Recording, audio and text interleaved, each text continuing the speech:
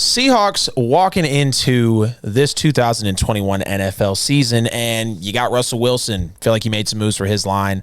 D. Eskridge coming in. A lot of, hype about that rookie wide receiver out of Western Michigan.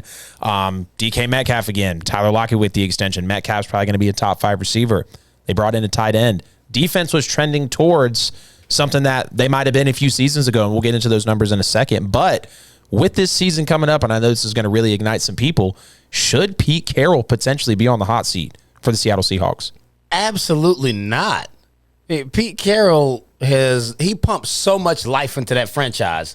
And not to say that they were just god-awful before he got there.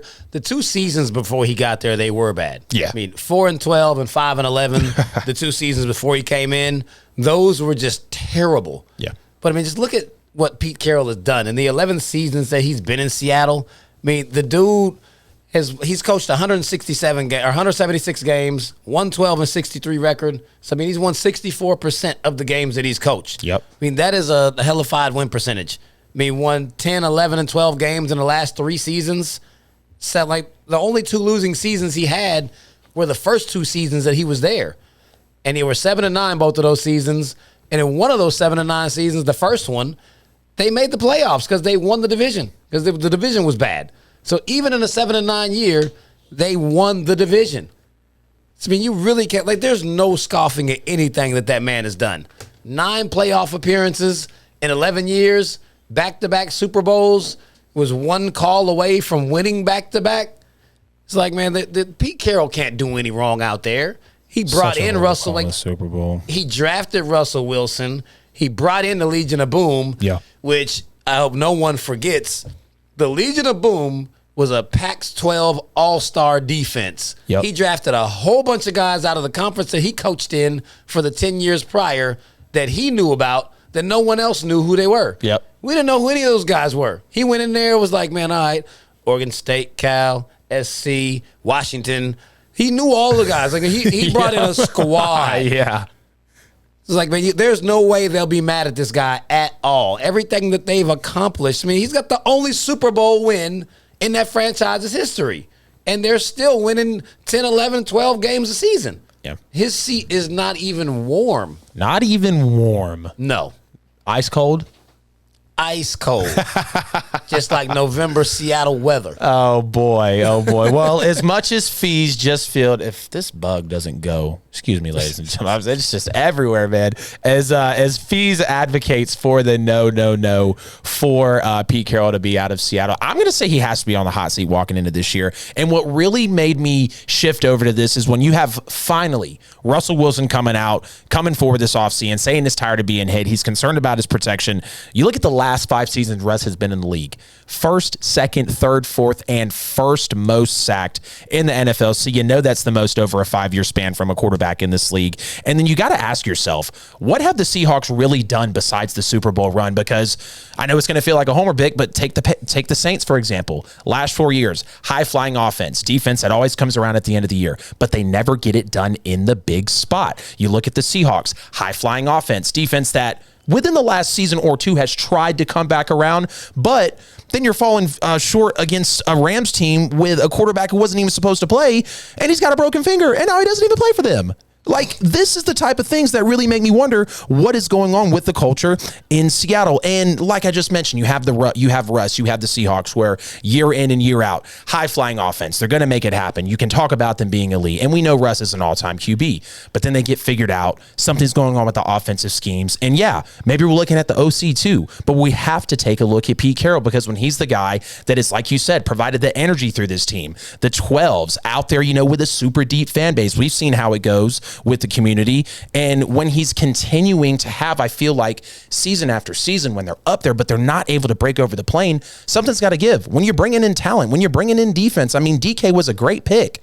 You just finally got some pieces for your offensive line. But let's get into a little more here. So, I think Pete Carroll fails to realize that the overall, powerhouse offensive line, elite running back field, that's what Pete Carroll has been trying to produce results of. But let's be real, he doesn't have that. Since Marshawn Lynch, he hasn't had a great running back. He has had running talent, yes, because he's led the league in some years in rushing.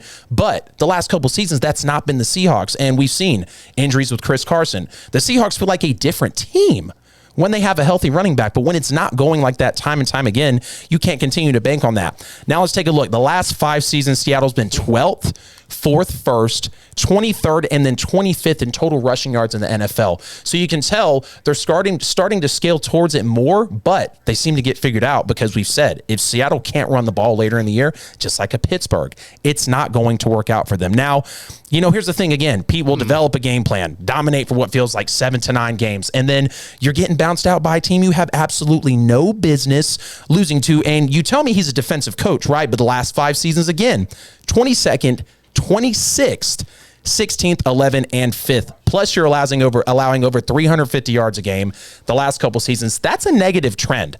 I got to take a look at Pete Carroll. I know he's a huge life. I know he's a huge reason of this. But again, how many times do we continue to watch an NFL team get to the cusp, get to the brink of success, and fall short?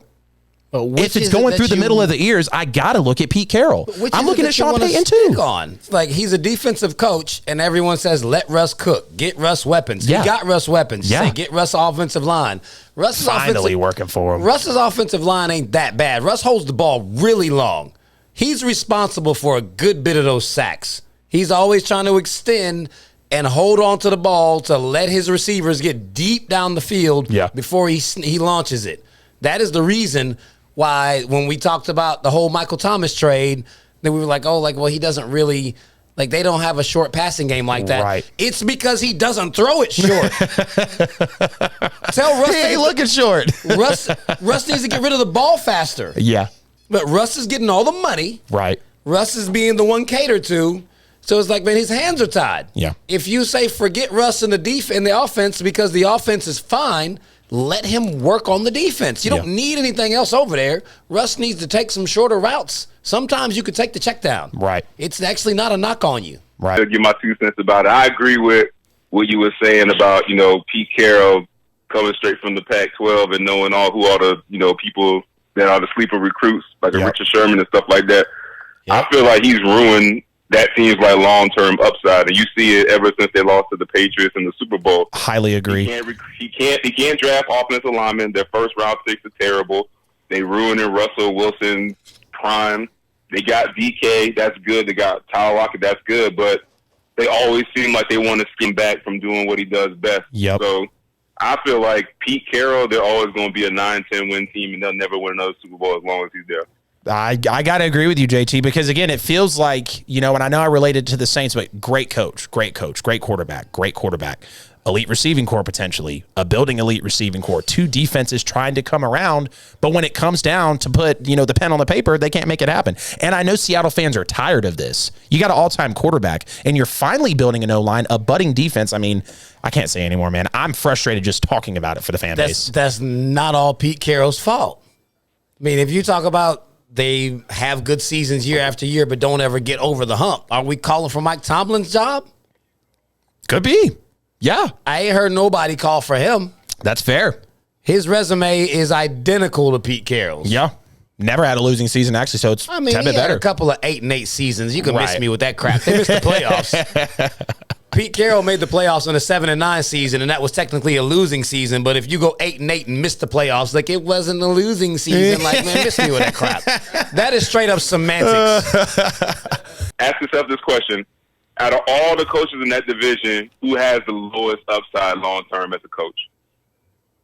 The lowest upside, in the NFC West? I got to say Kingsbury. I know you're wanting to say Carroll, but it's clearly Kingsbury. But outside of that, it would be, I don't know. Let's see. I say outside of Kingsbury, I'm going with McVay. I was about to say Fees is totally out on McVay. Fees is not a McVay guy whatsoever. He is not a McVay guy. McVay got the Rams to the promised land one time. He's never won anything without Jared Goff. While we keep saying, with Goff, what has McVay done without Goff? Yeah. Nothing. His whole resume has Jared Goff's name all over it. They shouldn't have been in that damn Super Bowl anyways. They spent all their money. They got no draft picks. Everybody's getting paid too much. If they don't win a Super Bowl this year or the next, they're going to be in rebuild mode, have nothing to show for it, and then you be calling for McVay's head. Yeah. Yeah, they did sell out for McVay. I agree with that. Good point there, Fees. You sold out and won nothing. Yeah. You put up 3 points in the Super Bowl after you sold out. Like you're not about to tell me about how good a Coach McVay is. But it was Belichick, He is a good coach. I think the league has figured him out, but also he was doing it with terrible Jared Goff and no knees Gurley. Like that's very hard to do. The league figured him out in like 2 years. No knees Gurley. That's very difficult to do. But I'll say this, and I'll let y'all go back to it. 2 things. One, Pete Carroll, reason I'm out on him is Richard Sherman, I think it was him a couple years ago, said it perfect. He's like, Pete Carroll is the perfect coach for when you get guys that are on rookie deals because he is saying the same stuff over and over again. Mm-hmm. And when you're there for 5-6 years, that stuff gets repetitive, and it works in college. It don't work in the NFL. So I'll let you know, Pete Carroll got a shelf life. You can't be as grown men. Right.